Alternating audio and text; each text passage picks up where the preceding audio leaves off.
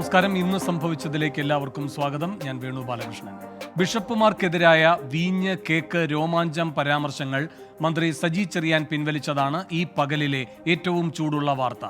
സർക്കാരുമായി സഹകരിക്കില്ലെന്ന് സഭാ നേതൃത്വം നിലപാട് കടുപ്പിച്ചതോടെയാണ് മന്ത്രി അടിയന്തര വാർത്താ സമ്മേളനം നടത്തി ഖേദം പ്രകടിപ്പിച്ചത്. തൊടുപുഴയിലെ കുട്ടിക്കർഷകരെ നെഞ്ചോട് ചേർത്ത കേരളത്തിന്റെ സ്നേഹവായ്പിനും ഇന്നത്തെ വാർത്താ പകൽ സാക്ഷിയായി.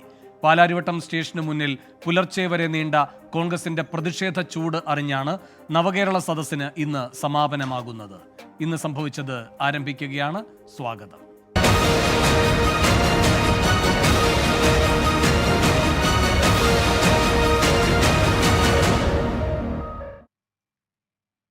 KCBC ഇടഞ്ഞു, സജി ചെറിയാൻ തിരുത്തി.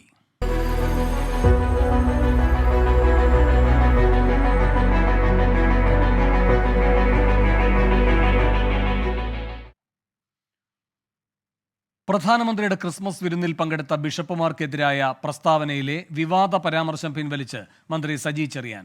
പ്രസംഗത്തിലെ വീഞ്ഞ്, കേക്ക്, രോമാഞ്ചം എന്ന ഭാഗമാണ് പിൻവലിച്ചത്. പരാമർശം ആർക്കെങ്കിലും പ്രയാസമുണ്ടെങ്കിൽ ഖേദം പ്രകടിപ്പിക്കുന്നു.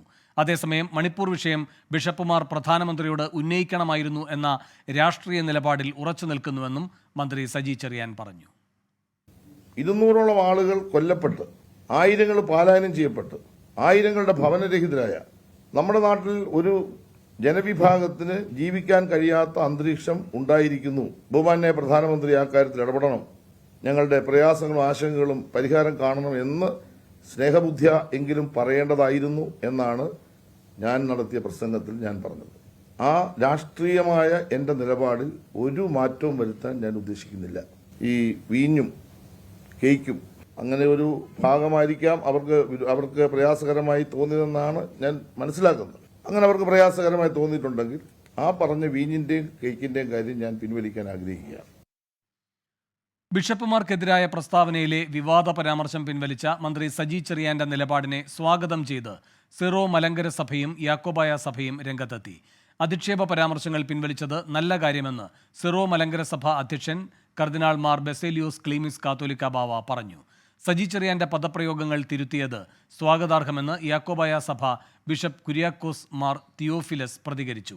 ക്രൈസ്തവ വിഭാഗങ്ങളെ അവഹേളിക്കുമ്പോൾ പ്രതികരിക്കാതിരിക്കുന്നത് ബലഹീനതയായി ആരും കാണരുതെന്നും കുര്യാക്കോസ് മാർ തിയോഫിലസ്. രാജ്യം ഭരിക്കുന്ന പ്രധാനമന്ത്രി അദ്ദേഹം ഒരു ക്രിസ്തുമസ് ദിനത്തിൽ ഒരു വിരുന്നിൽ ക്ഷണിക്കുമ്പോൾ അതിൽ സംബന്ധിക്കുക എന്നുള്ളത് രാഷ്ട്രീയ കാഴ്ചപ്പാടുകൾക്കപ്പുറത്ത് ഒരു പൗരൻ്റെ ഒരു ഉത്തരവാദിത്വമായിട്ട് ആ ഒരു മര്യാദയായിട്ട് കണ്ടുകൊണ്ടാണ് ഒന്നാമതായിട്ട് അതിൽ സംബന്ധിച്ചത്.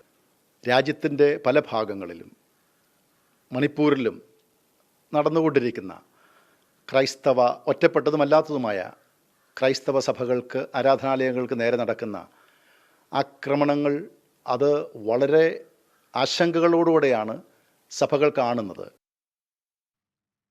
സജി ചെറിയാൻ നടത്തിയ വിമർശനം തള്ളി CPM സംസ്ഥാന സെക്രട്ടറി MV ഗോവിന്ദൻ രംഗത്തെത്തി. മന്ത്രി പറഞ്ഞത് പാർട്ടിയുടെ നിലപാടല്ല, പ്രസംഗത്തിനിടെ ഉണ്ടായ പ്രയോഗമാണെന്നും MV ഗോവിന്ദൻ പറഞ്ഞു. ഒരു പ്രയോഗത്തിൻ്റെ കാര്യം പിടിച്ചിട്ട് വന്ന് പാട്ടുകാരില്ല. നമ്മളിപ്പോൾ ഓരോരാളും പ്രസംഗിക്കുമ്പോൾ പറയുന്ന ഓരോ പ്രയോഗങ്ങളുണ്ട്.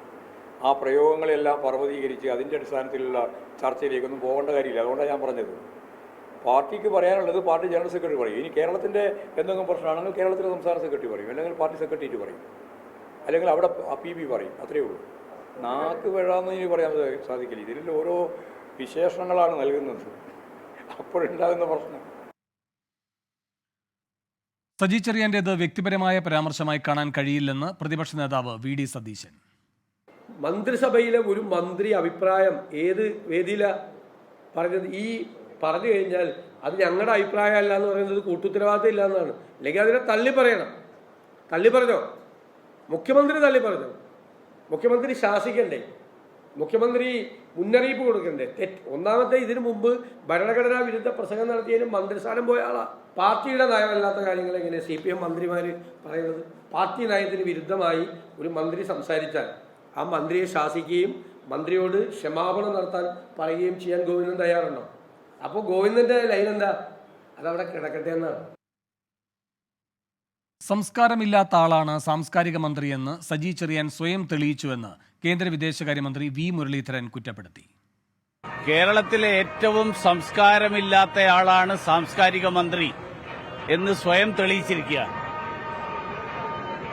പക്ഷേ അങ്ങനെ ഒരാളെ മന്ത്രിസഭയിൽ തന്നെ തുടരാൻ അനുവദിക്കുന്നത് മാർക്സിസ്റ്റ് പാർട്ടിയുടെയും നമ്മുടെ മുഖ്യമന്ത്രിയുടെയും പൊതു നയത്തിന്റെ ഭാഗമാണെന്നാണ് ഞാൻ വിശ്വസിക്കുന്നത്. കാരണം ഏറ്റവും വലിയ ഗുണ്ടകളെയാണ് മന്ത്രിസഭയിലേക്ക് എടുക്കുന്നതിനുള്ള യോഗ്യതയായിട്ട് കണക്കാക്കുന്നത്. അങ്ങനെയുള്ള ആളുകൾ കേരളത്തിലെ സർക്കാരിന്റെ മന്ത്രിയായിട്ട് തുടരുന്നത് കേരളത്തിലെ ജനങ്ങൾക്ക് ഭൂഷണമാണോ എന്ന് ജനങ്ങൾ തീരുമാനിക്കണമെന്നാണ് എനിക്ക് ജനങ്ങളോട് അഭ്യർത്ഥിക്കാനുള്ളത്. എസ് ശ്യാംകുമാറും എസ് ശ്രീകാന്തും കൂടുതൽ വിവരങ്ങളുമായി ചേരുന്നു. ആദ്യം ശ്യാംകുമാറിലേക്ക്. ശ്യാംകുമാർ, ഈ വിവാദ പരാമർശം സജി ചെറിയാൻ പിൻവലിച്ചതോടെ സഭയുമായുള്ള തർക്കം അവസാനിച്ചു, വിവാദം അവസാനിച്ചു എന്ന് കരുതാമോ?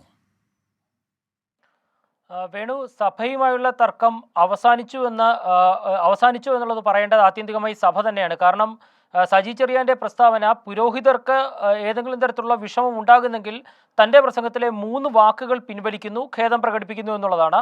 അത് അവർക്ക് വിഷമം ഉണ്ടായെങ്കിൽ മാത്രമെന്ന് ഊന്നി പറയുകയും ചെയ്യുന്നുണ്ട്. സ്വാഭാവികമായും അതിനെ സ്വീകരിക്കണോ തള്ളിക്കളയണോ എന്നുള്ളത് സഭാ നേതൃത്വം തന്നെയാണ് വ്യക്തമാക്കേണ്ടത്. KCBC അടക്കം അതിൽ നിലപാട് വ്യക്തമാക്കേണ്ടിയും ഇരിക്കുന്നു. ഏതായാലും വലിയൊരു വിവാദത്തിൽ നിന്ന് തലയൂരാനാണ് LDFും CPIMും സജി ചെറിയാനും ഉൾപ്പെടെ ശ്രമിച്ചത്. അതുകൊണ്ട് തന്നെയാണ് പാർട്ടി സെക്രട്ടറിയുടെ വാർത്താസമ്മേളനം കഴിഞ്ഞ ഉടൻ തന്നെ സജി ചെറിയാൻ വാർത്താസമ്മേളനം വിളിക്കുകയും ആ വാക്കുകൾ പിൻവലിക്കുന്നു, പക്ഷേ തൻ്റെ രാഷ്ട്രീയ നിലപാടിൽ ഉറച്ചു നിൽക്കുന്നുവെന്ന് പറയുകയും ചെയ്തത്. വ്യത്യാസങ്ങളൊന്നുമില്ലാതെ തന്നെ എല്ലാ ക്രിസ്തീയ സഭകളും സജി ചെറിയാന്റെ പരാമർശത്തിനെതിരായിട്ട് രംഗത്ത് വന്നത് ആ പിൻവാങ്ങലിന്റെ വേഗം കൂട്ടിയിട്ടുണ്ട്. കാരണം നാളെ പ്രധാനമന്ത്രി കൂടി സംസ്ഥാനത്തേക്ക് എത്തുന്നുണ്ട്. ലോക്സഭാ തെരഞ്ഞെടുപ്പ് പടിവാതിൽ എത്തി നിൽക്കുന്നു. ആ സമയത്ത് ഘടകകക്ഷികൾ ഉൾപ്പെടെ വലിയ പ്രതിഷേധം രേഖപ്പെടുത്തിയിരുന്നു. കാരണം പ്രത്യേകിച്ച് ക്രിസ്ത്യൻ ഭൂരിപക്ഷമുള്ള ലോക്സഭാ മണ്ഡലങ്ങൾ ഉൾപ്പെടെ വലിയ തിരിച്ചടി ഉണ്ടാകും എന്നുള്ള ഒരു മുന്നറിയിപ്പ് നൽകിയിരുന്നു. അതെല്ലാം മുഖവിലക്കെടുത്തുകൊണ്ടാണ് വളരെ വേഗത്തിൽ തന്നെയുള്ള ഇടപെടലുകൾ ഉണ്ടാകുകയും പരാമർശങ്ങളിൽ നിന്ന് പിന്നോക്കം പോകാൻ മന്ത്രി സജി ചെറിയാൻ മടി കാണിക്കാതിരിക്കുകയും ചെയ്തത്. അപ്പോഴും സജി ചെറിയാൻ പറയുന്ന ഒരു കാര്യം, അത് പുരോഹിതർക്ക് ബുദ്ധിമുട്ടുണ്ടാക്കിയിട്ടുണ്ടെങ്കിൽ മാത്രമാണ് എന്നുള്ളതാണ്. തൻ്റെ രാഷ്ട്രീയ നിലപാടുകളിൽ ഒരു മാറ്റവുമില്ല. ആ നിലപാടുകളിൽ മാറ്റം വേണമെന്ന് ആരെങ്കിലും ആവശ്യപ്പെട്ടാൽ സജി ചെറിയാന്റെ തല പോകണം എന്നുള്ളതാണ് സജി ചെറിയാൻ ഏറ്റവും അവസാനം പറഞ്ഞുകൊണ്ട് ആ വാർത്താ സമ്മേളനം അവസാനിപ്പിക്കുന്നത്. ആ രീതിയിൽ വലിയ വിമർശനങ്ങൾ ഉണ്ടാകുമ്പോഴും പുരോഹിതർക്ക് ബുദ്ധിമുട്ടുണ്ടായെങ്കിൽ മാത്രം പരാമർശം പിൻവലിക്കുന്നു എന്നുള്ള വാക്കുകളാണ് മന്ത്രി ഉപയോഗിച്ചത്. ഇതിലൂടെ ആ വിവാദം തണുപ്പിക്കാനാവുമെന്നാണ് സജി ചെറിയാൻ ഉൾപ്പെടെയുള്ളവർ കരുതുന്നത്. അതിൻ്റെ കൂട്ടത്തിൽ സജി ചെറിയാൻ പറയുന്നുണ്ട്, ഇനിയും ഇതിലുമായി ബന്ധപ്പെട്ട ഒരുപാട് വസ്തുതകൾ തനിക്ക് പറയാനുണ്ട്, പക്ഷേ എല്ലാം ഇവിടെ അവസാനിക്കുമെങ്കിൽ അവസാനിക്കട്ടെ, താനായിട്ട് ഇനി ഒന്നിനും തുടക്കമിടുന്നില്ല എന്ന് സജി ചെറിയാൻ വളരെ വ്യക്തമായി തന്നെ പറയുന്നുണ്ട്. ഏതായാലും ഒരു വിവാദത്തിലേക്ക് കൊണ്ടുപോകാൻ ആർക്കും താല്പര്യമില്ല, പ്രത്യേകിച്ച് ഭരണമുന്നണിക്ക് താല്പര്യമില്ല എന്നുള്ള കാര്യം ഉറപ്പാണ്. അതുകൊണ്ടാണ് പാർട്ടി സെക്രട്ടറിയും മന്ത്രിയും ഉൾപ്പെടെയുള്ളവർ അതിൽ പരാമർശം നടത്തിയത്. പ്രത്യേകിച്ച് ഇന്ന് നവകേരള സദസ്സിൻ്റെ വേദിയാകുന്ന പ്രദേശങ്ങളിലൊക്കെ ക്രിസ്തീയ ഭൂരിപക്ഷ മണ്ഡലങ്ങളിലാണ്. ആ സ്ഥലങ്ങളിലൊക്കെ ഇതുമായി ബന്ധപ്പെട്ടുള്ള പ്രതിഷേധങ്ങൾ ഉണ്ടാകാതിരിക്കാനും അത് തണുപ്പിക്കാനും ഒക്കെയുള്ള ഇടപെടലുകൾ കൂടിയാണ് വളരെ വേഗത്തിൽ ഇന്ന് പകൽ സംഭവിച്ചത്. വേണു, ശ്യാംകുമാർ, ഈ നിലപാടിൽ ഉറച്ചു നിൽക്കുന്നു എന്ന് പറയുന്നുണ്ട് സജി ചെറിയാൻ. അതിപ്പോൾ പ്രതിപക്ഷ നേതാവിനെ പറ്റിയും വി മുരളീധരനെ പറ്റിയുമുള്ള ഭാഗമല്ല ഉദ്ദേശിച്ചത്. അദ്ദേഹം കൃത്യമായി പറയുന്നുണ്ട്, ഈ വിഷയത്തിൽ ഭയപ്പാടോടെ കീഴ്പ്പെടുന്ന രൂപത്തിൽ ഈ ബിഷപ്പുമാർ നിന്നു എന്ന്, പറയേണ്ട കാര്യങ്ങൾ മോദിയോട് പറഞ്ഞില്ല എന്ന്, അതിലൊരു വിട്ടുവീഴ്ചയുമില്ല എന്ന് ആവർത്തിക്കുകയും കൂടെ ചെയ്യുന്നില്ലേ സജി ചെറിയാൻ? തീർച്ചയായും. കാരണം അത് തന്നെയാണ് സജി ചെറിയാൻ ഏറ്റവും അവസാനം പറഞ്ഞത്. പറയേണ്ട കാര്യം പ്രധാനമന്ത്രിയോട് പറഞ്ഞിരുന്നുവെങ്കിൽ അത് ഈ രാജ്യത്തിന് വലിയ ആത്മവിശ്വാസം നൽകിയേനെ. അത് പുരോഹിതരുടെ ഭാഗത്തുനിന്ന് ഉണ്ടായില്ല. അതാണ് തൻ്റെ രാഷ്ട്രീയ നിലപാട്. അതിൽ ഉറച്ചു നിൽക്കുന്നു എന്ന് തന്നെയാണ് അദ്ദേഹം ആവർത്തിച്ച് വ്യക്തമാക്കുന്നത്. ആ നിലപാടിൽ തിരുത്തൽ വരുത്താൻ സഭാ നേതൃത്വങ്ങൾ ആവശ്യപ്പെട്ടാൽ എന്ത് ചെയ്യുമെന്നായിരുന്നു ചോദ്യം. അപ്പോഴാണ് അതിന് സജി ചെറിയാന്റെ തല പോകണം എന്നുള്ള ഒരു മറുപടി പറഞ്ഞുകൊണ്ട് ആ വാർത്താ സമ്മേളനം സജി ചെറിയാൻ അവസാനിപ്പിക്കുന്നത്. ഏതായാലും ഈ വിവാദവുമായി മുന്നോട്ട് പോകാൻ താല്പര്യമില്ല എന്ന് സജി ചെറിയാൻ തന്നെ പരസ്യമായി പ്രഖ്യാപിച്ചിട്ടുണ്ട്. കാരണം അത് വലിയ രാഷ്ട്രീയമായുള്ള പ്രത്യാഘാതങ്ങൾ ഉണ്ടാക്കുമെന്നുള്ളത് മറ്റാരേക്കാളും നന്നായി സജി ചെറിയാൻ അറിയാം. പ്രത്യേകിച്ച് സജി ചെറിയാന്റെ മണ്ഡലത്തിൽ പോലും അതിൻ്റെ അലയലുകൾ ഉണ്ടാകും. അതുകൊണ്ട് തന്നെയാണ് ആ വിഷയവുമായി മുന്നോട്ട് പോകാൻ താല്പര്യമില്ല എന്നുള്ളത് സജി ചെറിയാൻ പറയുന്നത്. മറ്റൊരു കാര്യം, നാളെ പ്രധാനമന്ത്രി കേരളത്തിൽ എത്തുന്നു എന്നുള്ളത് തന്നെയാണ്. അത് രാഷ്ട്രീയമായി മറ്റ് രീതികളിൽ ഉപയോഗിക്കപ്പെടുകയാണെങ്കിൽ അതിൻ്റെ ക്ഷീണം വലിയ രീതിയിലായിരിക്കും. അത്തരമൊരു സാഹചര്യത്തിന് അവസരം ഉണ്ടാക്കാതിരിക്കുക എന്നതുകൂടി ഇന്നത്തെ പാർട്ടി സെക്രട്ടറിയുടെയും സജി ചെറിയാന്റെയും ഉൾപ്പെടെ നിലപാട് മാറ്റങ്ങളിലും ആ വാക്കുകൾ പിൻവലിക്കുന്നതിലും പ്രതിഫലിച്ചു നിന്ന ഒരു പ്രധാനപ്പെട്ട സംഗതിയാണ്. ശരി, എസ് ശ്രീകാന്തും ചേരുന്നു. ശ്രീകാന്ത്, ഈ സഭയ്ക്കുള്ള മറുപടി ആ രൂപത്തിൽ കൊടുക്കുന്നു. അതിനുശേഷം പ്രതിപക്ഷ നേതാവിനോടും വി മുരളീധരനോടും ഉള്ള കൃത്യമായ ചോദ്യങ്ങളും സജി ചെറിയാൻ ചോദിക്കുന്നുണ്ട്. ഒരർത്ഥത്തിൽ രാഷ്ട്രീയ ചോദ്യങ്ങളിലേക്ക് ഇനി ഈ വിവാദത്തെ മാറ്റുക എന്ന തന്ത്രമാണോ സജി ചെറിയാൻ പയറ്റുന്നത്?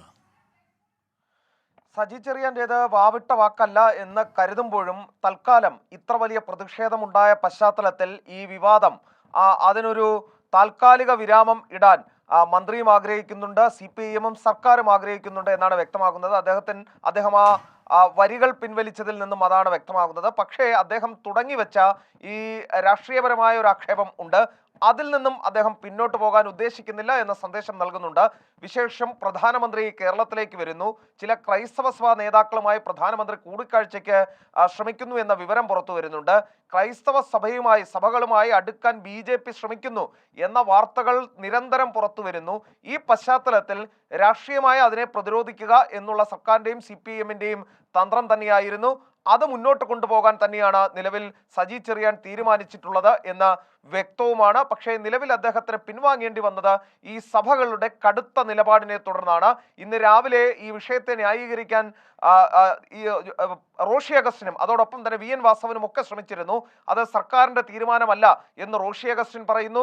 ഒപ്പം മുഖ്യമന്ത്രി ഈ വിഷയത്തെക്കുറിച്ച് സംസാരിച്ചതിൽ VN വാസവൻ പറഞ്ഞത് അത് പ്രധാനമന്ത്രിയുടെ നിലപാടില്ലായ്മയും കാപട്യത്തെയും തുറന്നു കാട്ടുകയാണ് മുഖ്യമന്ത്രി ചെയ്തതെന്ന് VN വാസവനും പറയുന്നു. അത്തരത്തിൽ ഇതിനെ എങ്ങനെയെങ്കിലും ഒന്ന് മയപ്പെടുത്താനുള്ള ശ്രമം ഈ മന്ത്രിമാരുടെ ഭാഗത്തുനിന്നും ഉണ്ടായി. മാത്രമല്ല ഇത് പാർട്ടിയുടെ നിലപാടല്ല എന്ന് CPIM സംസ്ഥാന സെക്രട്ടറി MV ഗോവിന്ദൻ മന്ത്രിയെ പരസ്യമായി തള്ളിപ്പറയുന്ന സാഹചര്യം.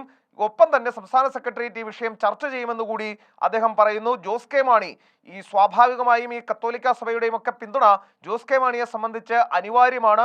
വിശേഷം ലോക്സഭാ തെരഞ്ഞെടുപ്പ് കൂടി വരുന്നു. ഈ പശ്ചാത്തലത്തിൽ ജോസ് കെ മാണി കൂടി നിലപാട് വ്യക്തമാക്കി രംഗത്ത് വരികയും ചെയ്തിരുന്നു. പൂർണ്ണമായും ഇതൊരു മതപരമായ വിഷയമായി മാറാതെ, മതപരമായി ബിഷപ്പുമാരുമായി ഒരു ഏറ്റുമുട്ടലിന് പോകാതെ രാഷ്ട്രീയ വിഷയമായി മുന്നോട്ട് കൊണ്ടുപോകാനാണ് CPIM-ഉം സർക്കാരും മന്ത്രി സജി ചെറിയാനും ലക്ഷ്യമിടുന്നത്. ഇതിലെ ചില വരികൾ മാത്രം പിൻവലിച്ച് ഈ വിഷയം ശക്തമായി മുന്നോട്ട് വയ്ക്കാൻ താൻ ഒരുക്കമാണ്, അങ്ങനെ തന്നെ മുന്നോട്ട് പോകുമെന്ന് പറയുന്നതിലൂടെ അർത്ഥമാക്കുന്നതും അത് തന്നെയാണ്. ശരി ശ്രീകാന്ത്, ഈ ജോസ് കെ മാണിയെ സംബന്ധിച്ച് ഇതൊരു വലിയ രാഷ്ട്രീയ സഹായകരമായൊരു സാഹചര്യമായി എന്നുകൂടെ കരുതാമോ, രാഷ്ട്രീയ ആശ്വാസമായി എന്നുകൂടെ കരുതാമോ? ഇന്ന് രാവിലെ മോൻസ് ജോസഫാണ് ജോസ് കെ മാണിക്കിട്ട് ആദ്യത്തെ പണി കൊടുത്തത് എന്ന് വേണമെങ്കിൽ പറയാം. ജോസ് കെ മാണിയെ കെണിയിൽപ്പെടുത്താൻ തക്കവണ്ണം ശക്തമായ പ്രതികരണമാണ്, പ്രസ്താവനയാണ് മോൻസ് ജോസഫിന്റെ ഭാഗത്തു നിന്നും വന്നത്. കാരണം ജോസ് കെ മാണിയുടെ പാർട്ടി കൂടി ഉൾപ്പെട്ട മുന്നണിയിലെ ഒരു മന്ത്രി, സാംസ്കാരിക മന്ത്രി ഇങ്ങനെ പറയുമ്പോൾ അദ്ദേഹം പാലിക്കുന്ന നിശബ്ദത അത് ശരിയല്ലെന്നും ഈ വിഷയത്തിൽ പ്രതികരിക്കണമെന്നും മോൻസ് ജോസഫ് കൂടി പറഞ്ഞിരുന്നു. ഈ ഒരു പശ്ചാത്തലം കൂടി നിലനിന്നപ്പോൾ സ്വാഭാവികമായും പ്രതികരിക്കേണ്ട ഒരു സാഹചര്യം ജോസ് കെ മാണിക്കും ഉണ്ടായിരുന്നു. മിണ്ടാതിരുന്നാലും അദ്ദേഹത്തിന് പ്രശ്നമാണ്. റോഷി അഗസ്റ്റിൻ എങ്ങനെയെങ്കിലുമൊക്കെ അതിൽ നിന്നും ഒന്ന് വഴുതിപ്പോയതാണ്. അത് സർക്കാരിൻ്റെ നിലപാടല്ല എന്ന് പറഞ്ഞ് ഒരുവിധം വഴുതിപ്പോയതാണ്. പക്ഷേ ജോസ് കെ മാണിയെ സംബന്ധിച്ച് പാർട്ടി നേതാവ് എന്ന നിലയിൽ അദ്ദേഹത്തിന് പറയാതിരിക്കാനാകില്ല കൃത്യമായ നിലപാട്. ഈ സജി ചെറിയാൻ തൻ്റെ വാക്കുകൾ പിൻവലിച്ചത്, MV ഗോവിന്ദൻ പാർട്ടി നിലപാടല്ല എന്ന് തള്ളിപ്പറഞ്ഞത് ജോസ് കെ മാണിക്കും ഒരു താൽക്കാലിക ആശ്വാസമാണ്. ഒരു സംശയവും അക്കാര്യത്തിൽ വേണ്ട. ശ്രീകാന്തും ശ്യാംകുമാറുമാണ് വാർത്തയുടെ വിശദാംശങ്ങളുമായി ചേർന്നത്. സജി ചെറിയാൻ ഇതാദ്യമായല്ല വിവാദങ്ങളിൽ അകപ്പെടുന്നത്. മന്ത്രിയായതിനു ശേഷവും അതിനു മുൻപും സജി ചെറിയാൻ ഒട്ടേറെ വിവാദങ്ങളിൽ അകപ്പെട്ടിട്ടുണ്ട്. അവ ഏതൊക്കെയെന്ന് പരിശോധിക്കാം. തിരുവനന്തപുരത്തെ ദത്ത് വിവാദം മുതൽ ഇപ്പോൾ കൊടുമ്പിരിക്കൊള്ളുന്ന ബിഷപ്പുമാർക്കെതിരായ പരാമർശം വരെ CPIM-നെ പ്രതിരോധത്തിലാക്കിയ സജി ചെറിയാന്റെ വിവാദങ്ങൾ നിരവധിയാണ്. സ്വന്തം കുഞ്ഞിനു വേണ്ടി നിയമപോരാട്ടം നടത്തിയ തിരുവനന്തപുരത്തെ അനുപമയെ അധിക്ഷേപിച്ചതാണ് സജി ചെറിയാനുമായി ബന്ധപ്പെട്ടുള്ള വിവാദങ്ങളുടെ തുടക്കം. അന്ന് ഏറ്റവും കൂടുതൽ ചർച്ചയായ ദത്ത് വിവാദത്തിൽ സർക്കാരിനെ പ്രതിക്കൂട്ടിലാക്കുന്ന പ്രസ്താവനയാണ് സജി ചെറിയാൻ നടത്തിയത്.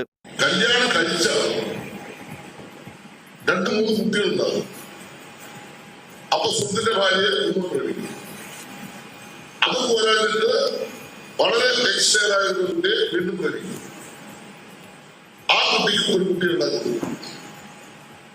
ചോദ്യം അച്ഛൻ ജയിലിലേക്ക് പോകും. സ്വർണ്ണക്കടത്ത് കേസ് പ്രതി സ്വപ്ന സുരേഷിനെ അധിക്ഷേപിച്ചാണ് സജി ചെറിയാൻ വീണ്ടും വിവാദങ്ങളിൽ നിറഞ്ഞത്. സ്ത്രീകളിലൂടെയായിരിക്കും കോൺഗ്രസിന്റെ അന്ത്യമെന്നും UDF കാലത്ത് സരിത പറഞ്ഞതുപോലൊരു കഥയാണ് ഇപ്പോൾ സ്വപ്ന പറയുന്നതെന്നും എവിടുന്ന് കിട്ടി ഈ സാധനത്തിന് എന്നുമാണ് മന്ത്രി പറഞ്ഞത്. ജസ്റ്റിസ് ഹേമ കമ്മിറ്റി റിപ്പോർട്ടുമായി ബന്ധപ്പെട്ട് WCCക്കെതിരെ നടത്തിയ വിമർശനവും ഏറെ വിവാദമായി. ഹേമ കമ്മിറ്റി റിപ്പോർട്ട് പുറത്തു വിട്ടതുകൊണ്ട് ഈ പുറത്തു കൊണ്ടുവന്ന് പറയുന്നവർക്ക് എന്തൊരു ഗുണമുണ്ടാവും? അതൊക്കെ വേറെ കാര്യങ്ങൾ ഉദ്ദേശിച്ചുകൊണ്ട് അവർ പറയുന്നത്. അതൊന്നും അല്ല നമ്മുടെ മുമ്പുള്ള വിഷയം. സിൽവർ ലൈനുമായി ബന്ധപ്പെട്ട ബഫർ സോണിനെ കുറിച്ചായിരുന്നു സർക്കാരിനെ പ്രതിരോധത്തിലാക്കിയ സജി ചെറിയാന്റെ മറ്റൊരു വിവാദ പരാമർശം. എന്നാൽ ഇത് പിന്നീട് സജി ചെറിയാന് തിരുത്തേണ്ടി വന്നു. അന്നത്തെ CPIM സംസ്ഥാന secretary Kodiyeri Balakrishnan buffer zone ഉണ്ടാകുമെന്ന് സ്ഥിരീകരിച്ചതിന് പിന്നാലെയാണ് മന്ത്രിയുടെ തിരുത്ത്. എല്ലാ റെയിൽ പദ്ധതിക്കും സംരക്ഷിത മേഖലയുണ്ടാവും. അതിൻ്റെ ഭാഗമായിട്ടുള്ള ഇതിലുമുണ്ട്. അത് റെയിൽ MD വ്യക്തമാക്കിയിട്ടുണ്ട്. ഇത് റെയിൽ MD പറഞ്ഞതാണ് അതിൻ്റെ ശരിയായിട്ടുള്ള വശം. അത് എല്ലാ ആളുകളും ഈ പദ്ധതി സംബന്ധിച്ച് വിശദമായി പഠിച്ചിട്ടുണ്ടാവണമെന്നില്ല. ഇല്ല, ഞങ്ങളെല്ലാം പറഞ്ഞത് ഒന്ന് തന്നെയാണ്. ഞാൻ പറഞ്ഞത് അതിന്റെ സേഫ്റ്റി സോണാണ്, പാർട്ടി സെക്രട്ടറി പറഞ്ഞത് ബഫർ സോണാണ്. ഇതെല്ലാം ഒന്ന് തന്നെ. അത് നിങ്ങൾ DPR നോക്കിയാണ്. ഇല്ലല്ല, എന്റെ DPRനകത്ത് എന്തോ ഉള്ളത് അതാ പാർട്ടി സെക്രട്ടറി പറഞ്ഞത്. സിൽവർ ലൈൻ പദ്ധതിക്കെതിരായ സമരത്തിന് തീവ്രവാദ സംഘടനകളിൽ നിന്ന് ആളെ ഇറക്കുന്നുവെന്നായിരുന്നു സജി ചെറിയാന്റെ മറ്റൊരു വിവാദ പരാമർശം. ചെങ്ങന്നൂർ മണ്ഡലത്തിൽ 70,000-75,000 വീടുണ്ട്. അതിൽ അഫക്റ്റ് ചെയ്യുന്ന 100 വീട്ടുകാർ. എന്താ അവിടെ സംഭവിച്ചത്? ആളുകളെ വന്നിട്ട് തീവ്രവാദ സംഘടനകളുടെ സഹായത്തോട്, ഞാൻ പച്ചയ്ക്ക് പറയാണ്, തീവ്രവാദ സംഘടനകളുടെ സഹായത്തോട് ആളുകളെ ഇളക്കി വിടുകയാണ്. ഭരണഘടനയെ വിമർശിച്ച് മല്ലപ്പള്ളിയിൽ നടത്തിയ പ്രസംഗമാണ് സജി ചെറിയാന് വിനയായത്. ഗവർണറുടെ നടപടിയും പൊതുസമൂഹത്തിൽ നിന്നുയർന്ന വിമർശനവും പാർട്ടി കണക്കിലെടുത്തതോടെ മന്ത്രിസ്ഥാനം നഷ്ടമായി. ഇപ്പൊ മനോഹരമായ ഭരണഘടനയാണ് ഇന്ത്യയിൽ എഴുതി വെച്ചിട്ടുള്ളത്. നമ്മളെല്ലാം പറയും രാജ്യത്തെ ഏറ്റവും പ്രധാനപ്പെട്ട, ഞാൻ പറയുന്നത് ഇന്ത്യയിലെ ഏറ്റവും കൂടുതൽ ജനങ്ങളെ കൊള്ളയടിക്കാൻ പറ്റിയ ഭരണഘടന എഴുതി വെച്ചിരിക്കുന്നത്. ബ്രിട്ടീഷുകാരൻ പറഞ്ഞ് തയ്യാറാക്കി കൊടുത്ത ഒരു ഭരണഘടന ഇന്ത്യക്കാരൻ എഴുതി വെച്ചു.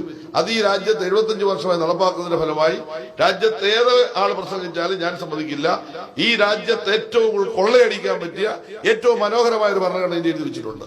സൗദി അറേബ്യയിൽ പോയപ്പോൾ ബാങ്ക് വിളി കേട്ടില്ലെന്ന മന്ത്രിയുടെ പ്രസംഗവും ഏറെ ചർച്ചയായി.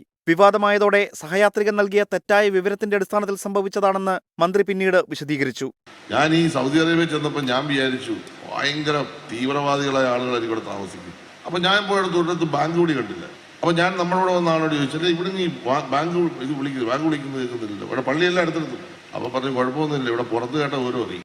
കർഷകർക്കെതിരായ പരാമർശത്തിലൂടെയാണ് സജി ചെറിയാൻ വീണ്ടും വിവാദങ്ങളിൽ അകപ്പെടുന്നത്. കൃഷി ചെയ്തില്ലെങ്കിൽ ഒന്നും സംഭവിക്കില്ലെന്നും തമിഴ്നാട്ടിൽ നിന്ന് അരി വരുമെന്നുമായിരുന്നു മന്ത്രിയുടെ പ്രസ്താവന. കൃഷിമന്ത്രി P. പ്രസാദിനെ വേദിയിൽ ഇരുത്തിയായിരുന്നു വിവാദമായ ഈ പരാമർശം. കൃഷി ചെയ്തില്ല ഇവിടെ സംഭവിക്കും. തമിഴ്നാട്ടിൽ അരിയുള്ള കാലം ഇവിടെ പട്ടണം കിടക്കുന്നത്. 10 പൈസ ഒരു നാട്ടിൽ ഒരു പ്രവർത്തിക്ക് കൊണ്ടുവരാതിരിക്കുന്ന ഒരു നാട്ടിൽ കോടിക്കണക്കിന് രൂപ കൊണ്ടുവന്ന് വികസനം നടത്തുകയാണ്. അപ്പൊ അതിനോട് സഹകരിക്കലേ ഉണ്ട്. ക്രിസ്മസ് ദിനത്തിൽ പ്രധാനമന്ത്രി ഒരുക്കിയ വിരുന്നിൽ പങ്കെടുത്ത ബിഷപ്പുമാർക്കെതിരായ വിമർശനത്തിലൂടെ വീണ്ടും വിവാദത്തിൽ. ആലപ്പുഴ പുന്നപ്ര വടക്ക് CPIM ലോക്കൽ കമ്മിറ്റി ഓഫീസ് ഉദ്ഘാടനത്തിനെത്തിയതിനിടെയാണ് മന്ത്രിയുടെ വിവാദ പ്രസംഗം. നമ്മുടെ ക്രിസ്ത്യാനികളായ ബിഷപ്പുമാരെ എല്ലാം വിളിച്ച് ഈയിടെ ഒരു അത്താഴം കൊടുത്തു, കുറച്ച് കേക്കൊക്കെ മുറിച്ചു. അപ്പൊ അങ്ങനെ രോമാഞ്ചം കൂടി കുറച്ചു പേര് പോയി ഡൽഹിയിൽ. കേക്കിന്റെ പീസും പിന്നെ മുന്തിരിങ്ങ ഇട്ട് വാറ്റിയ സാധനവും എല്ലാം കഴിച്ച് സ്തുതിയൊക്കെ പാടി പോയി. ഈ പോയ ആളുകൾ ഒരു വാക്ക്, ആ മണിപ്പൂരിൽ ഞങ്ങൾ പ്രതിദാനം ചെയ്യുന്ന സമൂഹത്തിൽപ്പെട്ട 100 കണക്കിന് ആളുകളെ കശാപ്പ് ചെയ്യുന്നു. ഇന്ത്യയുടെ പ്രധാനമന്ത്രി ഒന്നിടപെട്ടൊരു വാക്ക് പറഞ്ഞു. News desk 24. പ്രധാനമന്ത്രിയുടെ ക്രിസ്മസ് വിരുന്നിൽ പങ്കെടുത്ത ബിഷപ്പുമാർക്കെതിരെ നടത്തിയ വിവാദ പരാമർശങ്ങളിൽ മന്ത്രി സജി ചെറിയാൻ നൽകിയ വിശദീകരണം തൃപ്തികരമോ? ജനങ്ങൾക്ക് പറയാനുള്ളത്: മന്ത്രി എന്ന നിലയിൽ വാക്കുകൾ സൂക്ഷിച്ച് സംസാരിക്കണം. ഇതിനു മുമ്പും നാവ് പിഴച്ചിട്ടുണ്ട്. അതുകൊണ്ട് ക്ഷമ പറഞ്ഞിട്ട് പിന്നെ കാര്യമില്ല. ഒരു ക്രൈസ്തവ വിഭാഗത്തിൻ്റെ പിന്തുണയോടുകൂടി ഒരു മന്ത്രിയെ ഈ സജി ചെറിയാൻ ആ ഒരു നിലപാട്, അത് അങ്ങനെ പറയരുതായിരുന്നു. ശരിക്കും അത് അവരെ വേദനിപ്പിക്കുന്നൊരു വാചകമായിരുന്നു അദ്ദേഹത്തിൻ്റെ ഭാഗത്തു നിന്നുണ്ടായത്. ഒരിക്കലും അത്തരം ഒരു പ്രയോഗം നടത്തരുതായിരുന്നായിരുന്നു എൻ്റെ ഒരു അഭിപ്രായം. ചില കാര്യങ്ങളെന്നല്ല, അങ്ങേര് പിന്നെ MM മണിയേക്കാൾ വളരെ മോശപ്പെട്ട നാക്കാണ് അയാളുടെ നാവ്, വളരെ മോശപ്പെട്ട നാവാണ്. ഒരു മന്ത്രിയാണെങ്കിലും ആരാണെങ്കിലും ചെയ്ത് തെറ്റ് ആർക്കാണെങ്കിലും സാധാരണ മനുഷ്യരാണെങ്കിൽ പോലും ഒരു തെറ്റ് പറ്റിയാൽ ഖേദം പിടിപ്പിക്കുന്ന നല്ല കാര്യം. അങ്ങനെയാണ് എൻ്റെ അഭിപ്രായം.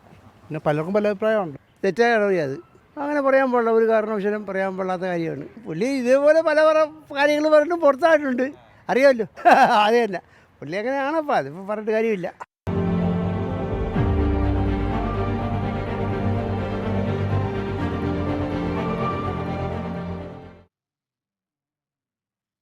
തൊടുപുഴ വെള്ളിയാമറ്റത്ത് പശുക്കൾ കൂട്ടത്തോടെ ചത്ത സംഭവത്തിൽ കുട്ടിക്കർഷകരായ മാത്യുവിനെയും ജോർജിനെയും ചേർത്തുപിടിച്ച് നാട്. ഒരാഴ്ചയ്ക്കുള്ളിൽ കുട്ടികൾക്ക് 5 പശുക്കളെ നൽകുമെന്ന് മന്ത്രി J. ചിഞ്ചുറാണി അറിയിച്ചു. നടൻ ജയറാം 5 ലക്ഷം രൂപ കൈമാറിയതിന് പിന്നാലെ കൂടുതൽ താരങ്ങൾ സഹായം പ്രഖ്യാപിച്ചു. മരച്ചീനിത്തൊണ്ട് കഴിച്ചതിനെ തുടർന്ന് കർഷകരുടെ 13 പശുക്കൾ ചത്തത് ഇന്നലത്തെ സങ്കട കാഴ്ചയായിരുന്നു. മാത്യുവിന്റെയും ജോർജിന്റെയും വീട്ടിലെത്തിയ മന്ത്രി ജെ ചിഞ്ചുറാണിയും മന്ത്രി റോഷി അഗസ്റ്റിനും സർക്കാർ ഒപ്പമുണ്ടെന്ന് പ്രഖ്യാപിച്ചു. ഒരാഴ്ചയ്ക്കകം മാത്യുവിന് ഇൻഷുറൻസ് പരിരക്ഷയോടുകൂടി 5 പശുക്കളെ നൽകും. 1 മാസത്തെ കാലിത്തീറ്റയും സൗജന്യമായി നൽകും. കൂടുതൽ സഹായം നാളത്തെ മന്ത്രിസഭാ യോഗത്തിൽ ചർച്ച ചെയ്യുമെന്നും മന്ത്രി വ്യക്തമാക്കി. ഒരു 5 പശുക്കളെ ഒരാഴ്ചയ്ക്കകം തരും. നല്ലതിനും പശുവിനെയാണ് തരുന്നത്. അപ്പോൾ അത് 5 പശു സൗജന്യമായിട്ട് ഗവൺമെൻറ് തന്നെ കൊടുക്കുകയാണ്. മറ്റുള്ള പശുക്കൾക്ക് പകരം നമ്മൾ ദുരന്ത നിവാരണ പദ്ധതി പ്രകാരമുള്ള പണം ഞങ്ങൾ അനുവദിക്കാനുള്ള ശ്രമമാണ് ഞങ്ങളിപ്പോൾ ചെയ്യുന്നത്. പിന്നാലെ നടൻ ജയറാമും കുട്ടികൾക്ക് പിന്തുണയുമായി നേരിട്ടെത്തി 5 ലക്ഷം രൂപയുടെ ചെക്ക് കുട്ടികൾക്ക് കൈമാറി. തുടർന്നും എല്ലാ സഹായങ്ങളും ഉണ്ടാകുമെന്ന താരത്തിന്റെ ഉറപ്പ്.